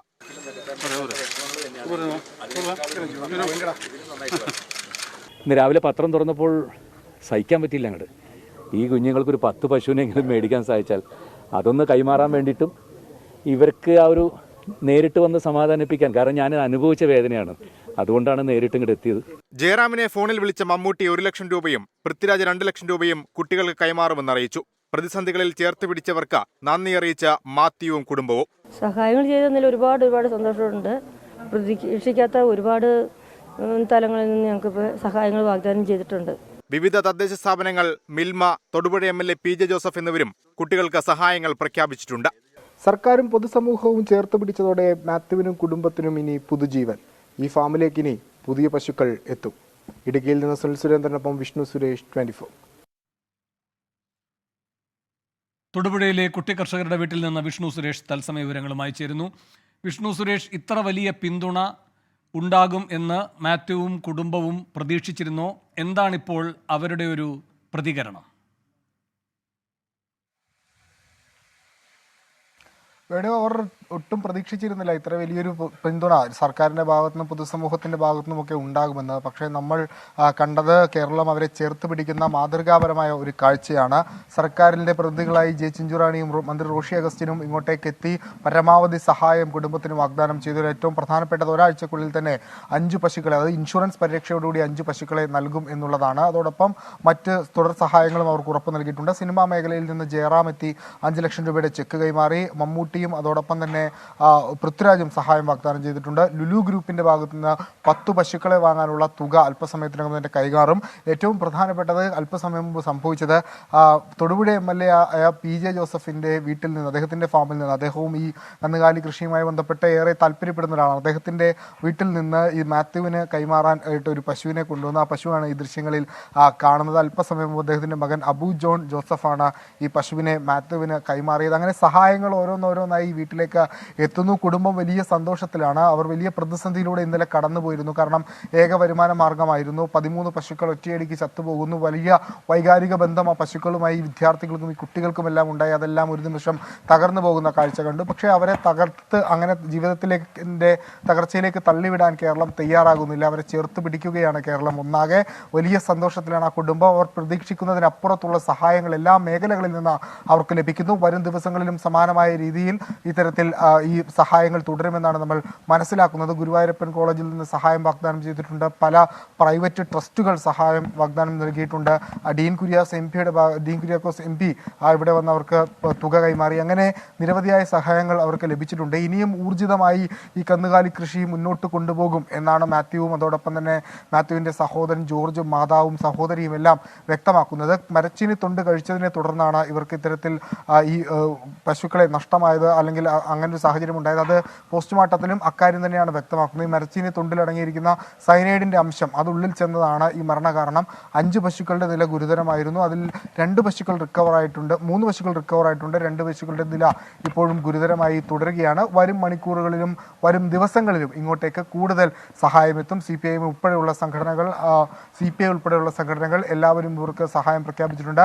തദ്ദേശ സ്ഥാപനങ്ങളുടെ ഇടപെടൽ ഏറ്റവും എടുത്തു പറയേണ്ട ഒന്നാണ്. വെള്ളിയാമറ്റം പഞ്ചായത്തും അതോടൊപ്പം ഇളന്തേശം ബ്ലോക്ക് പഞ്ചായത്തുമാണ് ഈ വിഷയത്തിൽ ആദ്യം ഇടപെട്ടത്. അവർ കൂടുതൽ സഹായങ്ങൾ ഇങ്ങോട്ടേക്ക് എത്തിക്കും. ഈ ഫാമിന് ആവശ്യമായ അനുബന്ധ മെഷീനുകൾ നൽകുന്നതിന് വേണ്ടിയുള്ള ഒരു പദ്ധതി ആവിഷ്കരിക്കുകയാണ് വെള്ളിയാമറ്റം പഞ്ചായത്തും ഇളന്തേശം ബ്ലോക്ക് പഞ്ചായത്തുമല്ല. അങ്ങനെ കൃത്യമായൊരു ഇടപെടൽ തദ്ദേശ സ്ഥാപനങ്ങളുടെ ഭാഗത്തുനിന്ന് ഉണ്ടായിട്ടുണ്ട്. സർക്കാരും പൊതുസമൂഹവും ഈ സമൂഹത്തിന്റെ വിവിധ ഭാഗത്തു നിന്നുള്ള എല്ലാ നാനാ തുറകളിൽപ്പെട്ട ആളുകളും ഈ കുടുംബത്തെ ചേർത്ത് പിടിച്ച കാഴ്ചയാണ് നമ്മൾ ഇന്ന് കണ്ടത്. ഏറ്റവും മനോഹരമായ, ഏറ്റവും സന്തോഷം നൽകുന്ന മനുഷ്യബന്ധത്തിൻ്റെ കഥ പറയുന്നൊരു കാഴ്ച കൂടിയാണ് ഇന്ന് ഇവിടെ നിന്ന് പറയാനുള്ളത്. വേണു. വിഷ്ണു സുരേഷ്, അപ്പോൾ തന്നെ ചില ദൗർബല്യങ്ങൾ ഈ മേഖലയുമായി ബന്ധപ്പെട്ട് ക്ഷീരകർഷകർ അനുഭവിക്കുന്ന കാര്യങ്ങൾ കൂടി ഈ സംഭവത്തിലൂടെ പുറത്ത് വരികയല്ലേ? ഇപ്പോൾ ഉദാഹരണത്തിന് ഈ കന്നുകാലികളുടെ ഇൻഷുറൻസ്, അതുമായി ബന്ധപ്പെട്ട പ്രശ്നങ്ങൾ അവിടെ നിൽക്കുന്നു. മന്ത്രി തന്നെ നിസ്സഹായത പ്രകടിപ്പിക്കുന്നുണ്ടായിരുന്നു. 60,000 പശുക്കളുടെ ഇൻഷുറൻസ് മാത്രമാണ് സാധ്യം. ഇനി മറ്റൊരു കേന്ദ്ര സഹായത്തോടു കൂടിയുള്ള തുടർ നടപടികളെ ഇനി സാധ്യമാകൂ എന്ന്. അതുപോലെ തന്നെ ഈ കാലിത്തീറ്റയുടെ ഗുണമേന്മയുമായി ബന്ധപ്പെട്ട പ്രശ്നങ്ങൾ, ഇതൊക്കെ പുറത്തു കൊണ്ടുവരുന്നതിന് കൂടി ഈ സംഭവം വഴിവെച്ചിട്ടുണ്ടോ? തീർച്ചയായും ഇന്ന് ഇൻഷുറൻസുമായി ബന്ധപ്പെട്ടാണ് നിലവിൽ കന്നുകാലി കർഷകർ ഏറ്റവും കൂടുതൽ ബുദ്ധിമുട്ട് നേരിടുന്നത്. ഏകദേശം 60,000 വരുന്ന പശുക്കൾക്ക് മാത്രമാണ് നിലവിൽ ഇൻഷുറൻസ് ഏർപ്പെടുത്താൻ നമുക്ക് സാധിച്ചിട്ടുള്ളത് എന്ന് മന്ത്രി തന്നെ വ്യക്തമാക്കുന്നത്. അതുമായി ബന്ധപ്പെട്ടൊരു തുടർ നടപടികൾ ആവിഷ്കരിച്ചു വരികയാണ്. സംസ്ഥാനത്തെ എല്ലാ പശുക്കൾക്കും അല്ലെങ്കിൽ കന്നുകാലികൾക്കും പൂർണ്ണമായും ഇത്തരത്തിൽ ഇൻഷുറൻസ് ഉറപ്പിക്കുന്നതിന് വേണ്ടിയുള്ള ഒരു പദ്ധതി ആവിഷ്കരിച്ചിട്ടുണ്ട്. അത് കേന്ദ്രത്തിൻ്റെ അനുമതിക്കായി വിട്ടിട്ടുണ്ട്. 60% കേന്ദ്രവും 40% സംസ്ഥാനവുമായാണ് ആ ഇൻഷുറൻസ് പദ്ധതി ആവിഷ്കരിക്കാൻ തയ്യാറായിരിക്കുന്നത്. ഒരു പക്ഷേ നമ്മൾ മനസ്സിലാക്കുന്നതനുസരിച്ച് 2 വർഷത്തിനുള്ളിൽ തന്നെ ഈ പദ്ധതി തുടർച്ചയായി അല്ലെങ്കിൽ ഒരു സക്സസിലേക്ക് എത്തും. അതോടൊപ്പം മറ്റൊന്ന് ഈ കന്നുകാലി തീറ്റയുമായി ബന്ധപ്പെട്ടുള്ള പ്രതിസന്ധികളാണ്. അത്തരത്തിൽ അതൊരു പ്രധാനപ്പെട്ട വിഷയമായി അവിടെ നിലനിൽക്കുന്നുണ്ട്. കാരണം ഈ പല കന്നുകാലി തീറ്റയ്ക്കും അതിൻ്റെതായ ക്വാളിറ്റി ഇല്ല. കഴിഞ്ഞ വർഷം കോട്ടയത്ത് ഏകദേശം 25ഓളം വരുന്ന കന്നുകാലികളാണ് ഈ കാലിത്തീറ്റ, ഗുണമേന്മയില്ലാത്ത കാലിത്തീറ്റ കഴിച്ചതിനെ തുടർന്ന് മരിച്ചത്. അങ്ങനെ നിരവധിയായ പ്രശ്നങ്ങൾ ഉണ്ടായിട്ടുണ്ട്, ഈ വിഷയവുമായി ബന്ധപ്പെട്ട് ഉണ്ടായിട്ടുണ്ട്. അങ്ങനെ നമ്മൾ മനസ്സിലാക്കുന്നത് അബു ജോൺ നമുക്കൊപ്പം ചേരുകയാണ്. വലിയ സങ്കടത്തിലൂടെയാണ് ഈ കുടുംബം കടന്നുപോയത്. പെട്ടെന്ന് അവർക്കൊരു ആശ്വാസമായി നിങ്ങൾക്ക് എത്താൻ സാധിച്ചു. അതോടൊപ്പം തന്നെ ഈ മേഖലയിൽ ചില പ്രശ്നങ്ങൾ കൂടി തുറന്നു കാട്ടുന്നതായി മാറുന്നുണ്ടോ ഈ ദുരന്തം ക്ഷീര മേഖലയുമായി ബന്ധപ്പെട്ട്? അല്ല, കേരളത്തിൽ പൊതുവെ ക്ഷീരകർഷകർ, ഇപ്പം ഞാനും പശുവിനെ വളർത്തുന്ന ഒരാളാണ്, ക്ഷീരകർഷകർ അനുഭവിക്കുന്ന ഒരു വിഷമത എന്ന് പറയുന്നത് പാലിന് 2 രൂപ മിൽമ വില കൂട്ടിയാൽ കാലിത്തീറ്റയുടെ വില 6 രൂപ 7 രൂപ കൂടുന്നു. അപ്പോൾ പിടിച്ചു നിൽക്കാൻ വളരെ കഷ്ടപ്പെടുന്നൊരു മേഖലയാണ്. അവർ ക്ഷീരകർഷകർക്ക് വില ഇല്ല എന്നുള്ളൊരു പരാതി ഇന്നും ഇന്നലെയും തുടങ്ങിയതല്ല. അപ്പോൾ വളരെ കഷ്ടപ്പെട്ടാണ് ഇപ്പോൾ ഇവിടെ ഈ കുട്ടികൾ തന്നെ പണിക്കാരെ ഒഴിവാക്കി അവർ തന്നെ തൊഴുത്തിലിറങ്ങി ജോലി ചെയ്യുന്നതുകൊണ്ടൊക്കെയാണ് ഇവർ പിടിച്ചു നിന്ന് പോകുന്നത്. അപ്പോൾ അങ്ങനെയുള്ളൊരു അവസരത്തിലാണ് ഈ ദുരന്തം സംഭവിച്ചത്. തീർച്ചയായിട്ടും ഇങ്ങനെയുള്ള ധാരാളം സാധാരണക്കാരായ ക്ഷീരകർഷകർ കേരളത്തിൽ നിന്ന് കഷ്ടത അനുഭവിക്കുന്നുണ്ട്. അതിന് കൃഷി വകുപ്പും സർക്കാരൊക്കെ ഒരു ക്രിയാത്മകമായൊരു ഇടപെടലുകൾ നടത്തി കേരളത്തിലെ കാർഷിക വൃത്തി ലാഭകരമല്ലാതെ കേരളത്തിൽ ഇനി ആരും ഇവിടെ നിൽക്കത്തില്ല. ഇന്ന് നമ്മൾ കാണുന്നതാണ്, പലായനങ്ങളാണ് ഇവിടുന്ന്. കാർഷിക മേഖലയുടെ ഒരു തകർച്ചയാണ് ഒരു പരിധിവരെ ഇവിടുന്ന് യുവാക്കൾ വിട്ടുപോകുന്നത്. കാരണം ഇവിടെ കാർഷിക മേഖല പണ്ട് 2-3 ഏക്കറൊക്കെ ഉള്ള ആളുകൾക്ക് ഇതൊരു ലാഭകരമായൊരു തൊഴിലായിരുന്നു. ഇന്ന് 2-3 ഏക്കറൊക്കെ കൃഷിക്കാർക്ക് ബാധ്യതയാണ്. സർക്കാർ കൃത്യമായി ഇടപെടുന്നില്ല എന്നൊരു ആക്ഷേപമുണ്ട്. അല്ലെങ്കിൽ എന്താണ് ഇന്നത്തെ ഒരു സംഭവം എന്ന് ആർക്കും, മന്ത്രി പോലും ഇന്ന് ഇൻഷുറൻസുമായി ബന്ധപ്പെട്ട വിഷയങ്ങൾ ചോദിക്കുമ്പോൾ കൃത്യമായ ഉത്തരവില്ല. ഇത് ഒരു സർക്കാരിനെ കുറ്റപ്പെടുത്തേണ്ട അവസ്ഥയാണ് തോന്നുന്നില്ല. കാരണം ഈ ഒരു ദുരന്തത്തിൽ ഇന്ന് കേരളം മൊത്തം ഒന്നു ചേർന്ന് ഇവർക്കൊരു ആശ്വാസമായിട്ട് വന്നിരിക്കുകയാണ്. പക്ഷേ വീഴ്ചകൾ ഉണ്ടായിട്ടുണ്ടെങ്കിൽ അത് പരിഹരിച്ച് തന്നെ മുന്നോട്ട് പോകണം. കാരണം കർഷകരെന്ന് പറയുന്നത് ഒരു എക്കണോമിയുടെ, നമ്മുടെ രാജ്യത്തിൻ്റെ ഒരു ബാക്ക് ബോണാണ്. ഇന്നും ഇന്ത്യയിൽ 67% ആളുകൾ കാർഷിക വൃത്തിയെ ആശ്രയിച്ച് മുന്നോട്ട് പോകുമ്പം കാർഷിക മേഖലയ്ക്ക് ഊന്നൽ കൊടുത്തുകൊണ്ട് തന്നെ സർക്കാർ മുന്നോട്ട് പോകണം. വേണു, സർക്കാരിൻ്റെ ഭാഗത്തുനിന്ന് ഈ കുടുംബത്തെ ചേർത്ത് പിടിക്കാൻ കൃത്യമായ ഇടപെടൽ ഉണ്ടായി എന്നുള്ളത് ഏറ്റവും പ്രധാനപ്പെട്ട കാര്യമാണ്. ഇന്നലെ തന്നെ മന്ത്രി ജെ ചിഞ്ചുറാണി ഉൾപ്പെടെയുള്ള ആളുകൾ വിളിച്ചു, അവർ സഹായം വാഗ്ദാനം ചെയ്തു. അത് ഏറ്റവും പ്രധാനപ്പെട്ട അല്ലെങ്കിൽ മാതൃകാപരമായ ഇടപെടൽ സർക്കാരിൻ്റെ ഭാഗത്തുനിന്ന് ഉണ്ടായിട്ടുണ്ട് ഈ വിഷയത്തിൽ. പക്ഷേ പൊതുവായി ക്ഷീരവികസന മേഖലയുമായി ബന്ധപ്പെട്ട് കർഷകർ നേരിടുന്ന പ്രതിസന്ധികൾക്ക് കൃത്യമായ പരിഹാരം കണ്ടെത്താൻ ഇനിയും നമുക്ക് ഒരുപാട് ദൂരം സഞ്ചരിക്കേണ്ടിയിരിക്കുന്നു. അത് കാലിത്തീറ്റയുടെ കാര്യത്തിലായാലും ഇൻഷുറൻസിൻ്റെ കാര്യത്തിലായാലും എല്ലാം അത്തരം സംഭവങ്ങളെല്ലാം നിൽക്കുകയാണ്. നമുക്ക് ജോർജ് ജോർജ് പശു വന്നിരിക്കുക, ആദ്യമായിട്ടാണ് ഒരു പശു വാഗ്ദാനം ചെയ്തനുസരിച്ച് ഒരു പശു വന്നിരിക്കുന്നത്. എങ്ങനെയുണ്ട് പശു? പശു നല്ല പശുവാണ്, നല്ല സന്തോഷമായിട്ടുണ്ട്. നല്ല പശുവാണ്. അപ്പോൾ ഈ പശുവിലൂടെ ഞങ്ങളുടെ സന്തോഷം തുടങ്ങി നല്ല രീതിയിൽ ഇനി മുന്നോട്ട് കൊണ്ടുപോകാൻ സാധിക്കുമെന്ന് തോന്നുന്നു, പ്രതീക്ഷയുണ്ട്. അവർ വലിയ സന്തോഷത്തിലാണ്. കാരണം ആദ്യമായി ഈ വാഗ്ദാനം ചെയ്ത പോലെ ആദ്യമായി ഒരു പശു ഇങ്ങോട്ടേക്ക് എത്തി. ഇന്ന് വരും ദിവസങ്ങളിലും ഇങ്ങോട്ടേക്ക് കൂടുതൽ സഹായം എത്തും. അവർക്ക് കൃഷി ഇനിയും ഊർജിതമായി കൊണ്ടുപോകാനാകുമെന്നാണ് പ്രതീക്ഷിക്കുന്നത്. വേണു, 140 മണ്ഡലങ്ങളിലെയും നവകേരള സദസ്സ് ഇന്ന് പൂർത്തിയാകാനിരിക്കെ വൻ പ്രതിഷേധ മുന്നറിയിപ്പുമായി കോൺഗ്രസ്. മുഖ്യമന്ത്രിക്ക് നേരെ കരിങ്കൊടി വീശിയവരെ ജാമ്യമില്ലാ വകുപ്പ് പ്രകാരം അറസ്റ്റ് ചെയ്തത് ഒരു രാത്രി മുഴുവൻ പാലാരിവട്ടം സംഘർഷഭരിതമാകാൻ കാരണമായി. ജനപ്രതിനിധികൾ ഉൾപ്പെടെയുള്ളവരുടെ നേതൃത്വത്തിൽ കോൺഗ്രസ് പ്രവർത്തകർ 7 മണിക്കൂറോളം പോലീസ് സ്റ്റേഷൻ ഉപരോധിച്ചു. പുലർച്ചെ 1:30 മജിസ്ട്രേറ്റിന് മുന്നിൽ ഹാജരാക്കിയ പ്രവർത്തകർക്ക് ജാമ്യം ലഭിച്ചു. നവകേരള സദസ്സിന് ഇന്ന് അന്ത്യകൂദാശ നൽകുമെന്നാണ് കോൺഗ്രസ് നേതാക്കളുടെ മുന്നറിയിപ്പ്. പാർട്ടിക്കുള്ളിലെ പ്രശ്നങ്ങൾ മറച്ചുപിടിക്കാനാണ് കോൺഗ്രസിന്റെ പ്രതിഷേധമെന്ന് മന്ത്രി PA മുഹമ്മദ് റിയാസ് പറഞ്ഞു. കരിങ്കൊടി പ്രതിഷേധത്തിന് ആരും എതിരല്ല. എന്നാൽ ഇപ്പോൾ നടക്കുന്ന ചാവേർ സമരത്തിനെതിരെ കോൺഗ്രസിനുള്ളിൽ തന്നെ എതിർപ്പുണ്ടെന്നും മന്ത്രി പറഞ്ഞു. കരിങ്കൊടി പ്രതിഷേധത്തിനൊന്നും ആരും ഇവിടെ എതിരല്ലല്ലോ. ഓടുന്ന ബസ്സിന് മുമ്പിൽ ചാടി ചാവേറാവാൻ നടത്തുന്ന സമരം, അതിനെതിരെ കോൺഗ്രസിൽ നിന്ന് തന്നെ ശക്തമായ എതിർപ്പ് വന്നു. UDFൽ നിന്ന് എതിർപ്പ് വന്നു. അതിന് നേതൃത്വം കൊടുത്ത ചില നേതാക്കന്മാർ മാത്രം ഒറ്റപ്പെടുന്ന സ്ഥിതിയാണ് ഉണ്ടായിട്ടുള്ളത്. കോൺഗ്രസിനകത്ത് ഒരുപാട് വിഷയങ്ങളുണ്ട്. അത് മറച്ചു വെക്കാനാണ് ഈ പരിപാടി. കോൺഗ്രസിനകത്ത് പല വിഷയത്തിലും നിലപാടില്ലല്ലോ. അപ്പോൾ ഇതിന്നൊക്കെ മറച്ചു വെക്കാൻ വേണ്ടിയിട്ടുള്ള, കോൺഗ്രസിനകത്തുള്ള ആഭ്യന്തര പ്രശ്നങ്ങൾ മറച്ചു വെക്കാൻ വേണ്ടിയിട്ടുള്ള ഒരു നാടകമാണ് ഇപ്പം നടക്കുന്നത്. അണയാൻ പോകുന്ന ദീപം ആളിക്കത്തുന്ന പോലെയാണ് കോൺഗ്രസ് പ്രതിഷേധമെന്ന് മന്ത്രി VN വാസവന്റെ പരിഹാസം. തമ്മിലടിച്ചും നിലപാടില്ലാതെയും നവകേരള സദസ്സെന്ന ആശയം മുന്നോട്ട് വന്നപ്പോൾ ജനങ്ങളാകെ ഇരമ്പിയാർത്തതിനോടൊപ്പം വരികയും ചെയ്തു കഴിഞ്ഞപ്പോൾ അവർക്കുണ്ടായ വിഷമവും വേദനയും അവർക്കുണ്ടായ അസുഖകരമായ അന്തരീക്ഷവും അതിൽ നിന്നുടലെടുക്കുന്നതാണ് ഈ അവസാനത്തെ പ്രയോഗങ്ങൾ. അണയാൻ പോകുന്ന ദീപം ആളിക്കത്തു എന്ന് പറഞ്ഞതുപോലെ നവകേരള സദസ്സ് ഞങ്ങൾ അവസാനിക്കുമ്പോൾ അവരെടുത്ത സമരമുറകളെല്ലാം പാളിയപ്പോൾ അവരുടെ ആശയങ്ങളും സമീപനങ്ങളും കോൺഗ്രസ് രാഷ്ട്രീയവും തകരുന്ന രൂപത്തിലെത്തിയിരിക്കുന്നു. തൃപ്പൂണിത്തുറ കുന്നത്തുനാട് മണ്ഡലങ്ങളിലാണ് ഇന്നത്തെ നവകേരള സദസ്സ്. മുഖ്യമന്ത്രി പിണറായി വിജയൻ സംസാരിക്കുകയാണ്. അശ്വിൻ പാലാഴി കൂടുതൽ വിവരങ്ങളുമായി കൊച്ചിയിൽ നിന്ന് ചേരുന്നു. അശ്വിൻ, പ്രതിഷേധങ്ങൾ എവിടെയെങ്കിലും ഉണ്ടായോ? മുഖ്യമന്ത്രി എന്താണ് പറഞ്ഞു തുടങ്ങിയിരിക്കുന്നത്? നിലവിൽ ഇന്നത്തെ അവസാന ദിവസത്തെ ആദ്യ സദസ്സായ തൃപ്പൂണിത്തറയിലെ പുതിയകാവിലുള്ള വേദിയിലാണ് ഇപ്പോൾ നവകേരള സദസ്സിൽ മുഖ്യമന്ത്രി സംസാരിച്ചുകൊണ്ടിരിക്കുന്നത്. ഗസ്റ്റ് ഹൗസിൽ നിന്നും തൃപ്പൂണിത്തറ വരെ എത്തുന്ന പ്രദേശങ്ങൾക്കിടയിൽ നിലവിൽ വലിയ പ്രതിഷേധങ്ങൾ ഉണ്ടായിട്ടില്ല എന്നുള്ളതാണ് മനസ്സിലാക്കുന്നത്. എന്തായാലും ഇന്ന് സമാനതകളില്ലാത്ത പ്രതിഷേധത്തിലേക്ക് മുഖ്യമന്ത്രിയുടെ യാത്രയെ മാറ്റുമെന്നുള്ളതാണ് ഇന്നലെ മുതൽ കോൺഗ്രസ് നേതാക്കൾ ആവർത്തിക്കുന്നത്. അതുമായി ബന്ധപ്പെട്ട് ഇന്നെന്തായാലും ആദ്യ നവകേരള സദസ്സ് കഴിഞ്ഞിറങ്ങുന്ന മുഖ്യമന്ത്രിക്ക് എതിരെ പ്രതിഷേധമുണ്ടാകും എന്നുള്ളതാണ് അവർ ആവർത്തിക്കുന്നത്. കഴിഞ്ഞ ദിവസങ്ങളിലെല്ലാം തന്നെ ഉണ്ടായ പ്രതിഷേധം, പ്രത്യേകിച്ച് പാലാരിവട്ടത്ത് ഇന്നലെ മുതിർന്ന നേതാക്കളടക്കം പങ്കെടുത്ത പ്രതിഷേധത്തിൽ നേതാക്കൾക്കെതിരെ ഹൈബിയുടെ MPയും 3 MLAമാരും കേസിലെ പ്രതികളാണ്. DCC അധ്യക്ഷനാണ് 1ാം പ്രതി.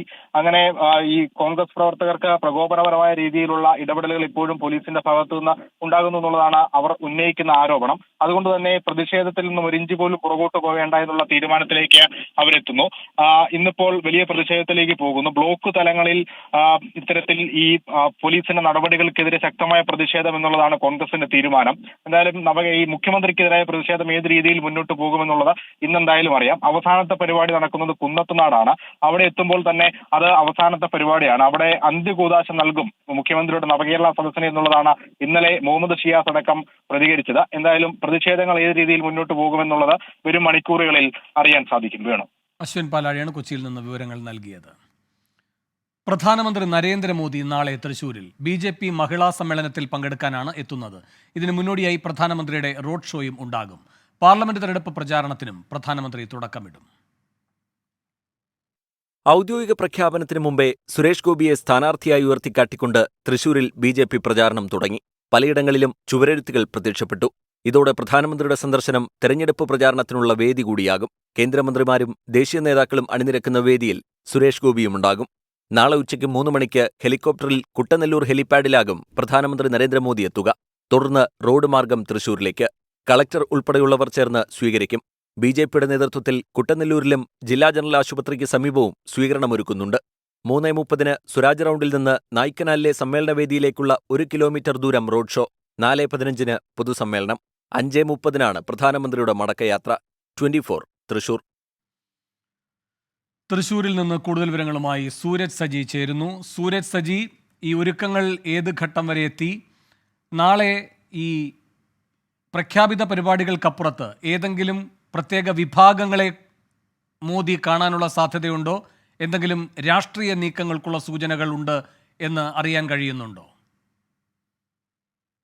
വേണു എന്തായാലും ഈ ഘട്ടത്തിൽ അദ്ദേഹം മറ്റ് സന്ദർശനങ്ങളും അല്ലെങ്കിൽ മറ്റ് വ്യക്തികളും കാണുന്നില്ല എന്നൊരു വിവരം തന്നെയാണ് നമുക്ക് ലഭിക്കുന്നത്. പ്രധാനമായും ഈ തൃശൂർ റൗണ്ടിലെ സ്വരാജ് റൗണ്ടിലെ ഈ മഹിളാ സംഗമത്തിൽ പങ്കെടുത്തുകൊണ്ട് മടങ്ങും എന്നുള്ളതാണ് നമുക്ക് മനസ്സിലാക്കാൻ കഴിയുന്നത്. എന്തായാലും ഇതുമായി ബന്ധപ്പെട്ടുകൊണ്ട് ഇതിന്റെ രാഷ്ട്രീയ പ്രാധാന്യം ഏറെ തന്നെയാണ്. അത് നമുക്ക് അത്തരത്തിൽ തന്നെ കാണേണ്ടതുണ്ട്. കാരണം ഈ പാർലമെന്റ് തെരഞ്ഞെടുപ്പ് അടുത്തിരിക്കെ രാജ്യത്ത് തന്നെ പ്രധാനമന്ത്രി പങ്കെടുക്കുന്ന അല്ലെങ്കിൽ ഈ പാർലമെന്റ് തെരഞ്ഞെടുപ്പിന് പ്രചരണാർത്ഥം ആദ്യമായി പങ്കെടുക്കുന്ന ഒരു റോഡ് ഷോ അതാണ് ഇപ്പോൾ തൃശ്ശൂരിൽ നടക്കാൻ പോകുന്നത്. ദേശീയ തലത്തിൽ തന്നെ പ്രത്യേകിച്ച് തൃശ്ശൂർ മണ്ഡലം ശ്രദ്ധിക്കപ്പെട്ടതാണ്. കാരണം സുരേഷ് ഗോപിയെ പോലൊരു താരം ഇവിടെ മത്സരത്തിനെത്തുന്നു. അതിലേറെ BJP ഏറ്റവും അധികം വിജയസാധ്യത കൽപ്പിക്കുന്ന ഒരു മണ്ഡലമാണ്. അതുകൊണ്ട് തന്നെയാണ് പ്രധാനമന്ത്രിയെ പങ്കെടുപ്പിച്ചുകൊണ്ട് ഒരു തെരഞ്ഞെടുപ്പ് പ്രചരണാർത്ഥം എന്ന തരത്തിൽ ഒരു വലിയ പരിപാടി നടത്താൻ തീരുമാനിച്ചിരിക്കുന്നത്. പ്രത്യേകിച്ച് റോഡ് ഷോ എല്ലാമായി സ്ത്രീ വോട്ടർമാരെ ആകർഷിക്കുക എന്നത് തന്നെയാണ് BJP ഇതിലൂടെ ലക്ഷ്യം വെക്കുന്നത്. അതിന്റെ എല്ലാ ഒരുക്കങ്ങളും പൂർത്തിയായിട്ടുണ്ട്. എന്തായാലും BJPയെ സംബന്ധിച്ച് ഈ സ്ഥാനാർത്ഥി പ്രഖ്യാപനത്തിന് മുൻപ് തന്നെ സുരേഷ് ഗോപിക്കായി തൃശ്ശൂരിൽ ഈ ചുമരെഴുത്ത് അടക്കം ഉണ്ടാകുന്ന ഒരു സാഹചര്യമുണ്ട്. ഇന്നും വിവിധ ഇടങ്ങളിൽ സുരേഷ് ഗോപിയെ വിജയിപ്പിക്കുക എന്ന തരത്തിൽ തെരഞ്ഞെടുപ്പ് ചുമരെഴുത്തുകൾ അടക്കം ഉണ്ടായിട്ടുണ്ട്. അതിന് തൊട്ടു പിന്നാലെയാണ് ഈ പ്രധാനമന്ത്രി ഇവിടെ എത്തുന്നത്. എന്തായാലും ഇതിനൊരു രാഷ്ട്രീയമായി തന്നെയാണ് കാണുന്നത്. CPM-ഉം കോൺഗ്രസും അടക്കം ഇതൊരു രാഷ്ട്രീയ പ്രചരണമാണ് എന്ന് തന്നെയാണ് എടുത്തിട്ടുള്ളത്. അതോടൊപ്പം തന്നെ പറയേണ്ടത് ഏതെങ്കിലും തരത്തിൽ കൃത്യ വിഭാഗങ്ങളുമായി ഒരു ചർച്ചയ്ക്ക് തയ്യാറാകുമോ എന്നുള്ളതാണ് നമുക്ക് കണ്ടറിയേണ്ടത്. കാരണം തൃശൂർ അതിരൂപതയുമായി ബന്ധപ്പെട്ടുകൊണ്ട് BJP-യുമായി പരസ്യമായി BJP-ക്കെതിരെ എതിർപ്പ് പ്രകടിപ്പിച്ചുകൊണ്ട് രംഗത്തെത്തുന്ന ഒരു സാഹചര്യമുണ്ട്. ഈ ഘട്ടത്തിൽ കൂടിയാണ് പ്രധാനമന്ത്രി എത്തുന്നത്. എന്തായാലും അത്തരത്തിലുള്ള ചർച്ചകളിലേക്ക് കൂടി കടക്കും എന്നുള്ളത് കണ്ടറിയേണ്ടതുണ്ട്. വേണു.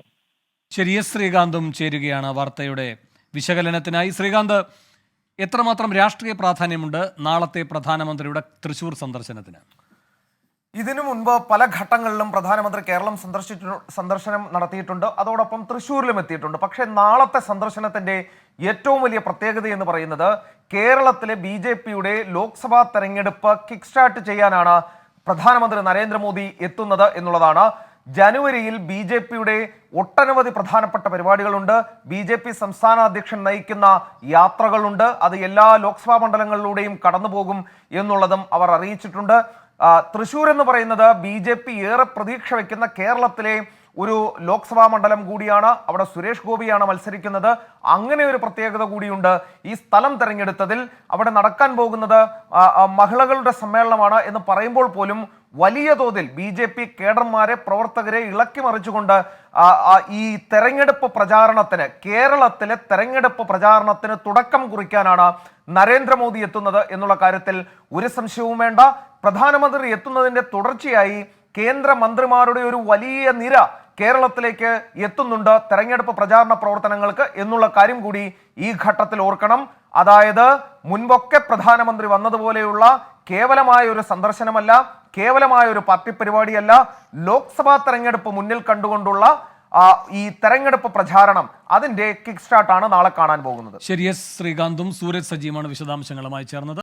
തിരുവനന്തപുരം പൂച്ചെടിവിള കോളനിയിൽ ലഹരി മാഫിയയുടെ അതിക്രമം. പൂച്ചെടിവിള കോളനി അസോസിയേഷൻ സെക്രട്ടറി മനു വേണുഗോപാലിൻ്റേതുൾപ്പെടെ 3 വീടുകൾ ആക്രമിച്ചു. വീട്ടുപകരണങ്ങളും വാഹനങ്ങളും നശിപ്പിച്ചു. ഇന്നലെ രാത്രി 12:30യോടെയാണ് പൂച്ചെടിവിള കോളനിയിൽ ലഹരി മാഫിയ സംഘം അഴിഞ്ഞാടിയത്. കോളനിയിലെ ലഹരി ഉപയോഗവും കച്ചവടവും മനു ചോദ്യം ചെയ്തിരുന്നു. മനുവിന്റെ നേർക്ക് നായയെ അഴിച്ചുവിട്ടതുമായി ബന്ധപ്പെട്ട് അയൽവാസിയായ ബിജുലാലുമായി ചില തർക്കങ്ങളും ഉണ്ടായിരുന്നു. ഇതിന്റെ കൂടി വൈരാഗ്യം സംഘത്തിനുണ്ടായിരുന്നുവെന്ന് വീട്ടുടമ മനു വേണുഗോപാൽ പറഞ്ഞു. ഇവിടുത്തെ കുറെ ഡ്രഗൊക്കെ യൂസ് ചെയ്യുന്നവരും സെയിലും ഇതെല്ലാം ഉള്ള കുറെ പയ്യന്മാരുണ്ട്. അവർ ഒരു കൂട്ടം പയ്യന്മാരെ കൂടെ പുറത്തു നിന്നും കൂടെ കൂട്ടിയിട്ട് വന്നിട്ട് ഇത് ചെയ്തതാണ്. മാനസികമായിട്ടും നമുക്ക് മരണഭീതിയിലാണ് ഇപ്പം തന്നെ. 10-ലധികം പേരടങ്ങുന്ന സംഘം വീട്ടിലുണ്ടായിരുന്ന ഉപകരണങ്ങളും വാഹനങ്ങളും ഉൾപ്പെടെ തല്ലി തകർത്തു. മനുവിന്റെ 2 ബന്ധുക്കളുടെ വീടുകളും സംഘം ആക്രമിച്ചു. ഭയപ്പെട്ട് ജീവിക്കേണ്ട അവസ്ഥയാണെന്ന് അസോസിയേഷൻ പ്രസിഡന്റ് മോളി. കഴിച്ചു കഴിഞ്ഞാൽ ഈ പയ്യൻ വേറൊരു രൂപം. ഈ ഫിലിമിലൊക്കെ ഇന്നലെ ഒരു ഫിലിം സീനാണ് ഇവിടെ നടന്നത്. ഏകദേശം 2 മണിക്കൂറൂടെയുള്ള ആൾക്കാർ പുറത്തിറങ്ങാൻ ഭയമായിരുന്നു. നമ്മൾ പോലീസിനെ വിളിച്ചു, പോലീസ് വന്ന് ഹെൽപ്പ് ചെയ്തു. മ്യൂസിയം പോലീസ് സംഭവത്തിൽ അന്വേഷണം ആരംഭിച്ചിട്ടുണ്ട്. 2 പേർ കസ്റ്റഡിയിലുണ്ടെന്നാണ് സൂചന. കഞ്ചാവ് മാഫിയ സംഘങ്ങളെ ഭയന്നു ജീവിക്കേണ്ട അവസ്ഥയിലാണ് പൂച്ചെടിവിള കോളനിയിലെ 100 കണക്കിന് വരുന്ന കുടുംബങ്ങൾ. ഓരോ തവണയും ഇത്തരം അക്രമം ഉണ്ടാകുമ്പോൾ പോലീസ് ഇടപെടുന്നുണ്ടെങ്കിലും ഇനി എന്നാണ് ഈ അക്രമങ്ങൾക്ക് ഒരു അവസാനം ഉണ്ടാകുന്നത് എന്നതാണ് പ്രധാന ചോദ്യം. നന്ദകിഷോറിനൊപ്പം അഖിൽ ഷാ അൻസാർ, 24 തിരുവനന്തപുരം. ആലപ്പുഴ നൂറനാട് പോലീസ് ഉദ്യോഗസ്ഥർ വാഹനങ്ങൾ നശിപ്പിച്ച ശേഷം യുവാക്കൾക്കെതിരെ കള്ളക്കേസെടുത്തെന്ന് പരാതി. നൂറനാട് സ്വദേശി സാലു ഉൾപ്പെടെ 10 പേർക്കെതിരെയാണ് കേസ്. പുതുവത്സര രാവിൽ സ്ഥലത്ത് സംഘർഷമുണ്ടായെന്നും ഇതിനെ തുടർന്നാണ് കേസെടുത്തത് എന്നുമാണ് പോലീസിന്റെ വിശദീകരണം. CCTV ദൃശ്യങ്ങൾ പരിശോധിക്കാൻ ജില്ലാ പോലീസ് മേധാവി ചൈത്ര തെരേസ ജോൺ നിർദ്ദേശം നൽകി. ന്യൂ ഇയർ ദിനം പുലർച്ചെ 2:30 കരിമുളക്കൽ തുരുത്തി ക്ഷേത്രത്തിന് സമീപം യുവാക്കൾ തമ്മിൽ സംഘടനമുണ്ടായതായി പോലീസിന് വിവരം ലഭിച്ചു. നൂറനാട് പോലീസ് എത്തിയതോടെ യുവാക്കൾ ചിതറിയോടി.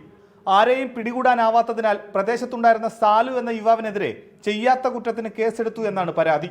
പൊതുസ്ഥലത്ത് പ്രശ്നമുണ്ടാക്കിയതിനും 7ഓളം വാഹനങ്ങൾ നശിപ്പിച്ചതിനുമാണ് കേസ്. താൻ നിരപരാധിയാണെന്ന് സാലു. ഞങ്ങൾ കുറച്ചുപേര് വന്ന് വണ്ടിയെല്ലാം ഈ സംഭവ സ്ഥലത്ത് ഇരിപ്പുണ്ടായിരുന്നു. എന്നെ ആ സംഭവ സ്ഥലത്ത് കൊണ്ടുവന്നിട്ട് എൻ്റെ ഫ്രണ്ട് ഇട്ടാണ് ഇവർ ഈ വണ്ടിയെല്ലാം തല്ലിപ്പൊളിക്കുകയൊക്കെ ചെയ്തത്. എന്നിട്ട് എൻ്റെ പേര് കള്ളക്കേസ് കൊടുത്ത് ഈ വണ്ടിയെല്ലാം ഞാൻ തല്ലിപ്പൊളിച്ചെന്ന് പറഞ്ഞ് എൻ്റെ പേര് കള്ളക്കേസ് കൊടുത്ത് എന്നിട്ട് എന്നെ സ്റ്റേഷനിൽ കൊണ്ടുപോയിട്ട് എന്നെ രാത്രി ഉറങ്ങാനൊന്നും സമ്മതിച്ചില്ല. ഇതിനിടെ ഉദ്യോഗസ്ഥർ വാഹനങ്ങൾ അലക്ഷ്യമായി കൈകാര്യം ചെയ്യുന്ന ദൃശ്യങ്ങൾ പുറത്തു വന്നു.